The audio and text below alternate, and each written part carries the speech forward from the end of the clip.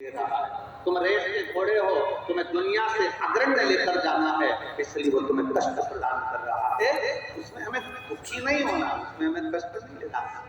मुद्गल ऋषि ने सोच लिया कि ये भोलेनाथ जी जो आए हैं, दुर्वासा ऋषि जो आए हैं, ये साधारण नहीं है। आज जो कष्ट मिल रहा है, पहले तो अपने भीतर एक बात उतारो, ऋषि का दर्शन, गुरु का दर्शन, संत का दर्शन, साधु का दर्शन, तपस्वी का दर्शन, साधक का दर्शन, किसी भगवान के भक्त का दर्शन, नदी, तालाब, बावड़ी, कुआं, कोई समाधि, कोई मंदिर, कोई देवालय, कोई शिवालय का दर्शन यदि होता है अपनी जिंदगी में, तो ये अंदाजा लगाकर रखना कि हमारे पूर्व के कोई पुण्य बहुत ज्यादा प्रबल हो गए होंगे, जो आज हमें संतों का दर्शन, साधुजन, गुरुजन, तपस्वीजन, साधक जन जो हमको मिल रहे हैं, जो उनका दर्शन हम कर रहे हैं, कोई हमारे पूर्व का पुण्य बहुत प्रबल हुआ होगा, हमारे पुण्य का प्रबलता बनी होगी, तो हमको दर्शन का फल मिला। एक बच्चा गुल्लक भरता है, भरते जाता, जब उसको गिफ्ट की जरूरत पड़ती है तब छोड़ दो।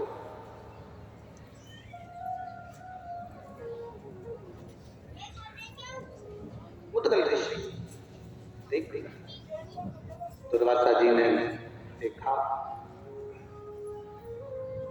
भूख लगी है, ऋषिवर भूख लगी है। अब मुद्गल ऋषि बोले कि प्रभु जो हमारे पास में था दे दे। अब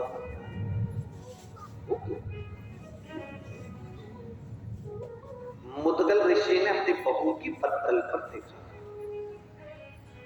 बहू का मंथन है, बहू की पत्तल पर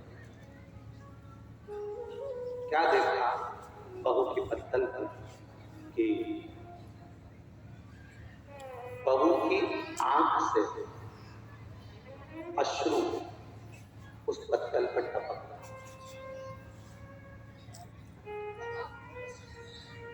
बहू की आंख से सत्तू की जो पत्तल थी उस पर अश्रु टपक। एक हमारे यहाँ का, हमारे शास्त्र वर्णन करते हैं कि भोजन की थाली पर कभी रोना नहीं चाहिए।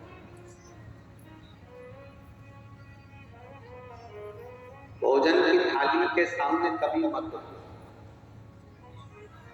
शिव महापुराण की कथा कहती है, जो तुम्हारे सामने भोजन आया है उसको इतने प्रेम से पाना, इतने प्रेम से पाना कि तुम्हारे चेहरे पर चमक, भले तुमको वो भोजन पसंद नहीं आए, भले वो भोजन में स्वाद नहीं है, और तुम्हारे प्रसन्नता के साथ खाना, क्योंकि जिस प्रसाद को हम पाते हैं, जिस भोजन को हम करते हैं, उस समय पर हम जैसे अपने मन में अनुभव करते हैं, भोजन पहुंचने के बाद हमारी इंद्रियों को उसी तरह का बल प्रदान करते हैं। इसलिए कभी भी भोजन करते समय आंसू बहाते समय भोजन ना करें, रोते रोते भोजन ना करें, क्रोध करते करते भोजन ना करें। शिव महापुराण की कथा तो यहाँ तक कहती है कि तुम्हारे सामने टीवी चल रही है तो टीवी को बंद करो, फिर भोजन करो। हाँ, अगर टीवी पर कोई सत्संग आ रहा है, कथा आ रही है, गीता जी आ रही है, श्रीमद् भागवत आ रही है, शिव पुराण आ रही है, भजन चल रहा है, तो भले टीवी चालू रखकर भोजन कर लो। और अगर कोई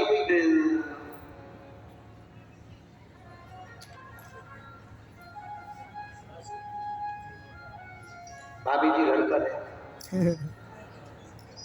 और तुम टीवी चालू कर भोजन कर रहे हो, और भोजन करते करते तुम्हारा ध्यान उस टीवी पर बना हुआ है, तो तुम्हारी इंद्रियों के लिए वो श्रेष्ठ नहीं है, तुम्हारी इंद्रियों के लिए वो ठीक नहीं है। भोजन करो, रोते हुए भोजन नहीं। भोजन का बहुत बड़ा प्रमाण है, बहुत बड़ा है। कोई हमारे भोजन करते समय हमारे सामने आ जाता है, घर पे आ जाता है। अब घर पर कोई भोजन करते समय आ गया तो तुम्हारे दो मन हो जाते हैं। एक मन से तो तुम कह रहे आओ आओ भोजन कर, और दूसरे मन से सोच रहे चाहता क्यों तो एक मन से तो कह रहे हो कि भोजन कर दो, दूसरे मन से कह रहे हो कि चाहता क्यों नहीं है। तो जो सामने बैठा है ना, सोफे पर, पलंग पर, कुर्सी पर, जमीन पर, वो उसके मन में ये प्रश्न खड़ा हो जाता है कि मैं रुकूं कि जाऊं। अब एक मन से तो तुम कह रहे हो भोजन कर लो, दूसरे मन से कह रहे हो कि चाचा क्यों नहीं है, तो दो मन हो गए, वो दो मन में तुम खुद उलझ गए। अब उलझे ही हो कि मैंने भोजन का बोल दिया और अंदर जाके देखा भी नहीं, और इतनी देर में वो उसने कह दिया हाँ साथ में तो भोजन कर लूंगा, और वो पेट भी गया। अब तुम अंदर जाओ, फिर जो जगदम्बा है, चंद्रघंटा है, कुष्मांडा है, फिर उसका जरा मुंह देखना। पहले नहीं बोलते बना, मैं ज्यादा लोगों का भोजन बना लेती, इतना सारा बना लेती, फिर 4-4 लोग सामने आकर बैठ गए, इनको कहां से बनाओ, फिर रोटी बनाना पड़ेगी, सब्जी बनाना पड़ेगी, ये बनाना पड़ेगा। इतने में पति बोला एक काम कर, मैं अपनी थाली उठा कर लाता हूं, उसमें जो जो रखा है तुम वो दे दे। ए देवी थोड़ी देर अब जो बाहर बैठा है ना वो भी उलझा हुआ, खाऊं, क्योंकि अंदर जितने हैं ना वो सब खिलाने के पक्ष में नहीं है, और जो खा रहा था तो वो तो झूठे में तो बोलना ही पड़ेगा ना कि लो साफ भोजन करो, तो मन इसका भी नहीं था, पर बोला है खाओ, और उसका मन था कि मैं खाऊं, वो भी उलझा था। वो इंद्रियों के लिए, वो इंद्रियों के लिए ठीक नहीं। शिव कथा कहती है, मेरे भोले बाबा जब प्रसाद ग्रहण करने बैठे थे, काकड़िया की रोटी बनाई, काकड़िया की साग, और घर से माता पार्वती मावे भोलाना मन शिव लटोरे, छोड़ दो कपट मन शिव लटोरे। काकड़िया की रोटी बनाई, काकड़िया की साग, काकड़िया की रोटी बनाई, काकड़िया की साग, परसे माता पार्वती जी, परसे माता पार्वती, पावे भोलानाथ मन शिव लटोरे, छोड़ दो कपट मन शिव लटोरे, छोड़ दो कपट मन शिव। भगवान शिव की कथा कर रही है। पार्वती जी जो बनाती मेरे भोले बाबा उसको प्रेम से, मेरे शंकर भगवान उसको प्रेम से, और महाराज लगन तुमसे लगाते थे जो होगा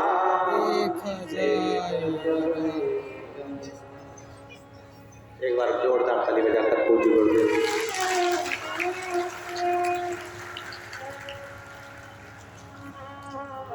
लगन तुमसे लगा दे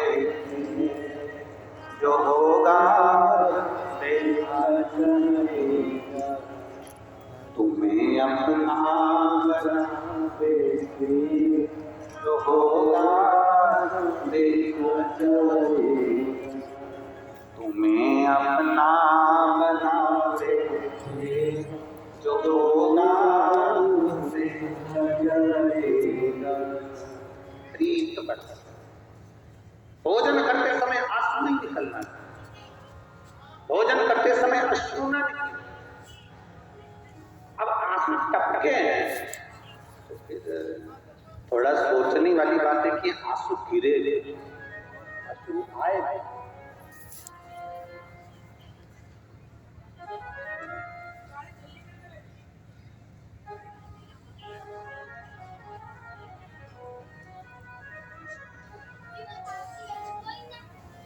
नारी स्त्री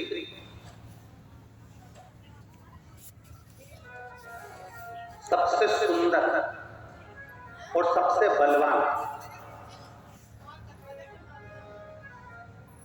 कब होती है? स्त्री ब्यूटी पार्लर में तैयार होकर आएगी तो ज्यादा सुंदर दिखेगी। जम के बोलो जरा।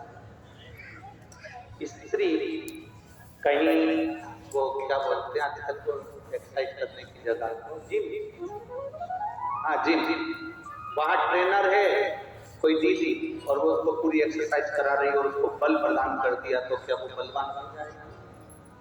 समझना बहुत जोरदार बात है। ये शिव पुराण की सबसे सुंदर बात है जो पार्वती जी को भगवान शंकर ने अमरनाथ की गुफा में कही।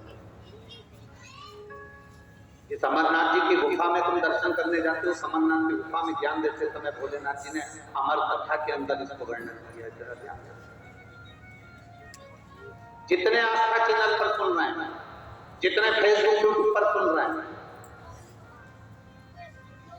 जितने सुंदर तारा बाबा की कुटिया में बैठकर कथा को सुन रहे हो अपने चित्तवृत्ति में, ब्यूटी पार्लर जाने पर इतनी सुंदरता स्त्री को नहीं मिलती, जिम में एक्सरसाइज करने पर इतनी बलता स्त्री को नहीं मिलती, जितनी सुंदरता और बलता, जितनी सुंदरता और बल केवल पति अपनी पत्नी को अगर इज्जत से बात कर ले तो उसके चेहरे पर सुंदरता आ जाती है। पति अपनी पत्नी से केवल इज्जत से बात कर ले, तरीके से बात कर ले, सम्मान से बात कर ले और उससे कह दे तुझे चिंता करने की जरूरत नहीं, मैं बैठा हूं, तो स्त्री में बल भी आ जाता है और उसकी सुंदरता भी बढ़ जाती है, उसको पाकर से सुंदर हो जाता है। जितनी पाकर से सुंदर नहीं हो सकती उतना बस पति इज्जत से बात करे, पति सम्मान से बात करे, पति सत्कार से बात करे, एक बार प्रेम से उससे बोल ले, स्त्री वैसे सुंदर दिखती है। और जब भी बोलता है ऐसा बोलता है जैसे कुएं में मेंढक ढक करता है।